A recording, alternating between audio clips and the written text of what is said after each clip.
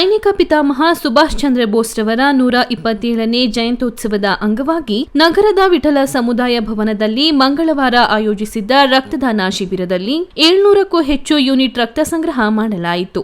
ಜೀವಧಾರೆ trust ಅಧ್ಯಕ್ಷ ನಟರಾಜು ಮತ್ತು ಅವರ ತಂಡ ಸೇರಿದಂತೆ ಹಲವು ಮುಖಂಡರು ಮತ್ತು ಸದಸ್ಯರು ಶಿಬಿರಕ್ಕೆ ಸಾಥ್ ನೀಡಿದರು. ರಕ್ತದಾನ ಶಿಬಿರದಲ್ಲಿ ಮಂಡ್ಯ, ಚಾಮರಾಜನಗರ, ರಾಮನಗರ, ಹಾಸನ, ಬೆಳಗಾವಿ, ಬೆಂಗಳೂರು, ಮೈಸೂರು ಜಿಲ್ಲೆಯಿಂದ ಆಗಮಿಸಿದ ದಾನಿಗಳು ರಕ್ತದಾನ ಮಾಡಿದರು. ಯುವಕರು ಆರಂಭದಿಂದಲೂ ಉತ್ಸುಕತೆಯಿಂದ ಭಾಗವಹಿಸಿ ರಕ್ತದಾನ ಮಾಡಿದರು. ಗ್ರಾಮೀಣ ಭಾಗದಿಂದಲೂ ದಾನಿಗಳು ಬಂದಿರುವುದು ಶಿಬಿರದ ವಿಶೇಷ ಎನಿಸಿತು.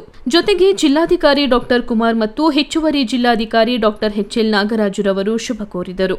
ಈ ಸಂದರ್ಭದಲ್ಲಿ ಮಾತನಾಡಿದ ಟ್ರಸ್ಟ್ ಅಧ್ಯಕ್ಷ ನಟರಾಜು, ಟ್ರಸ್ಟ್ ವತಿಯಿಂದ ಈಗಾಗಲೇ 14 ಜಿಲ್ಲೆಗಳಲ್ಲಿ ಹಾಗೂ ಅಂಡಮಾನ್ನಲ್ಲಿ ರಕ್ತದಾನ ಶಿಬಿರ ನಡೆಸಿದ್ದೇವೆ. ಇದು 317ನೇ ಶಿಬಿರವಾಗಿದ್ದು, ಈ ಬಾರಿ ನಮ್ಮ ನಿರೀಕ್ಷೆಗೆ ತಕ್ಕಂತೆ ಗುರಿ ತಲುಪಿರುವ ಸಮಾಧಾನವಿದೆ ಎಂದು ವಿಶ್ವಾಸ ವ್ಯಕ್ತಪಡಿಸಿದರು.